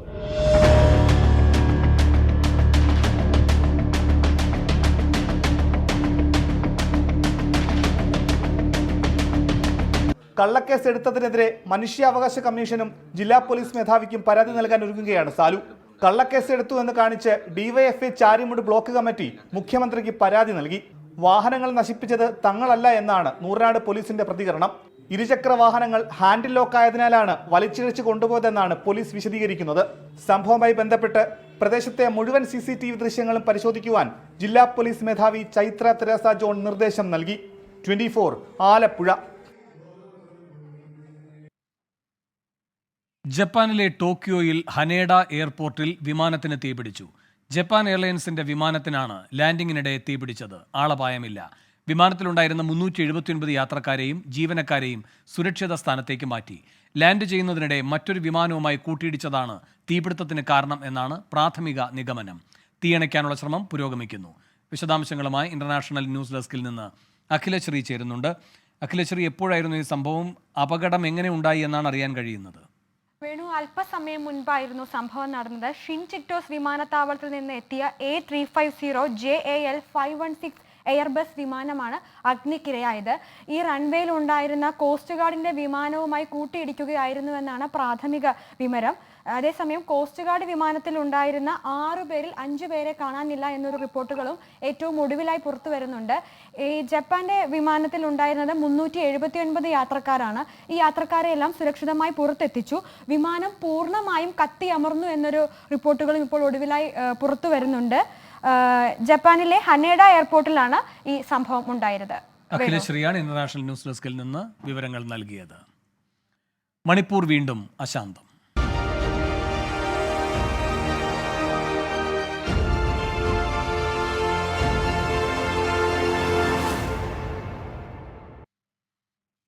മണിപ്പൂർ വീണ്ടും കലുഷിതമാകുന്നു. മുറയിൽ സുരക്ഷാ സേനയുടെ വാഹനത്തിന് നേരെ ആക്രമണം ഉണ്ടായി. 7 സുരക്ഷാ ഉദ്യോഗസ്ഥർക്ക് പരിക്കേറ്റു. ഇന്നലെ 4 പേർ വെടിവെപ്പിൽ കൊല്ലപ്പെട്ടതിന് പിന്നാലെ സംഘർഷബാധിത മേഖലകളിൽ കൂടുതൽ സേനയെ വിന്യസിച്ചു. അയവില്ലാതെ മണിപ്പൂരിൽ വീണ്ടും സംഘർഷം തുടരുകയാണ്. മ്യാൻമാർ അതിർത്തിയോട് ചേർന്നുള്ള മൊറേ ടൗണിലാണ് സുരക്ഷാ സേന സഞ്ചരിച്ച വാഹനത്തിന് നേരെ ആക്രമണം ഉണ്ടായത്. RPG ഉപയോഗിച്ചുള്ള ആക്രമണത്തിൽ 7 സുരക്ഷാ ഉദ്യോഗസ്ഥർക്ക് പരിക്കേറ്റു. കുക്കി വിഭാഗക്കാരാണ് ആക്രമണത്തിന് പിന്നിലെന്നാണ് സൂചന. പരിക്കേറ്റവരെ അസം റൈഫിൾസ് ആശുപത്രിയിൽ പ്രവേശിപ്പിച്ചു. ഇന്നലെ തൗബാൽ ജില്ലയിലുണ്ടായ വെടിവയ്പിൽ 4 പേരാണ് കൊല്ലപ്പെട്ടത്. ലിലോങ് മേഖലയിൽ 4 വാഹനങ്ങളിലായി പോലീസ് വേഷത്തിലെത്തിയ സംഘമാണ് ആക്രമണം നടത്തിയത്. വെടിവയ്പിന് പിന്നാലെ പ്രദേശവാസികൾ ആക്രമികളുടെ വാഹനങ്ങൾ തീയിട്ടിരുന്നു. അതിനിടെ മെയ്തേ വിഭാഗക്കാരൻ സംശയിക്കുന്ന സംഘം റോക്കറ്റ് ലോഞ്ചറുമായി ഇംഫാൽ നഗരത്തിൽ തുറന്ന വാഹനത്തിൽ പരേഡ് നടന്ന ദൃശ്യം പുറത്തുവന്നെങ്കിലും പോലീസ് ഇതുവരെ സ്ഥിരീകരിച്ചിട്ടില്ല. 24 ഡൽഹി. ഹേമന്ത് സോറൻ രാജിക്കൊരുങ്ങുന്നു.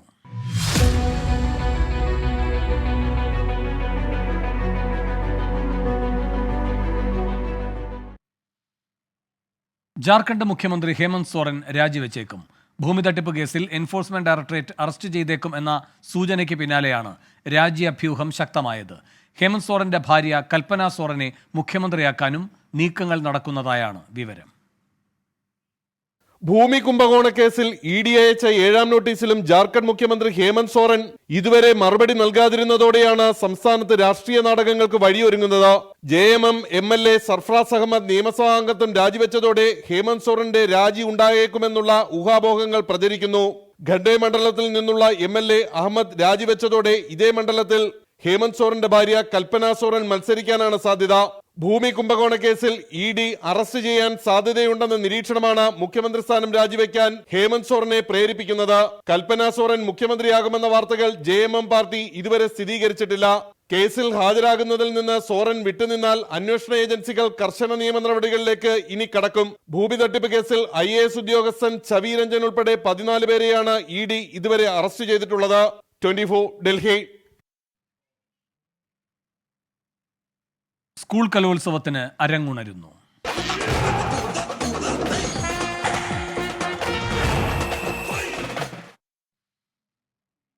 അറുപത്തിരണ്ടാമത് സംസ്ഥാന സ്കൂൾ കലോത്സവത്തിന് ഇനി ഒരു നാൾ ബാക്കി. ഒരുക്കങ്ങൾ അവസാന ഘട്ടത്തിലാണ്. വിജയികൾക്കുള്ള സ്വർണ്ണക്കപ്പുമായുള്ള ഘോഷയാത്ര കോഴിക്കോട് നിന്ന് പ്രയാണം ആരംഭിച്ചു. വിവരങ്ങളുമായി ഹരികൃഷ്ണൻ ചേരുന്നു. ഹരികൃഷ്ണൻ, എന്തൊക്കെയാണ് വിശദാംശങ്ങൾ? വേണു, ഈ 62ാമത് സംസ്ഥാന സ്കൂൾ കലോത്സവത്തിന് ഇനി ഒരു ദിവസം മാത്രമാണ് ബാക്കിയുള്ളത്. കൊല്ലം ജില്ല അക്ഷരാർത്ഥത്തിൽ അതിനായി ഒരുങ്ങിക്കഴിഞ്ഞിരിക്കുന്നു എന്നുള്ളതാണ്. വേദികളുടെ എല്ലാം അവസാന മിനുക്കുമണിയിലാണ്. വലിയ സുരക്ഷയാണ് ഇതുമായി ബന്ധപ്പെട്ട കൊല്ലം ജില്ലാ ഭരണകൂടം ഒരുക്കിയിരിക്കുന്നത്. സംസ്ഥാന സ്കൂൾ കലോത്സവത്തിന് മികച്ച സുരക്ഷ ഒരുക്കാൻ city police commissioner Vivek Kumar നിർദ്ദേശം നൽകിയിട്ടുണ്ട്. ഈ NSS, NCC, SPC, സ്കൗട്ട്സ് തുടങ്ങിയ കുട്ടികളുടെ ഉൾപ്പെടെയുള്ള സേവനം ഇതിനു വേണ്ടിയിട്ട് ഉപയോഗിക്കുന്നുണ്ട്. ഏതായാലും വലിയ രീതിയിലുള്ള ഒരുക്കങ്ങളാണ് പുരോഗമിച്ചുകൊണ്ടിരിക്കുന്നത്. ഒരു നാൾ ബാക്കി നിൽക്കെ കലോത്സവത്തിന് അരങ്ങുണരുകയാണ്. കൊല്ലം അക്ഷരാർത്ഥത്തിൽ അതിനുവേണ്ടി തയ്യാറായിരിക്കുന്നു എന്ന് തന്നെ വേണം പറയാൻ. വേണം. ശരി, ഹരികൃഷ്ണനാണ് വിവരങ്ങളുമായി ചേർന്നത്.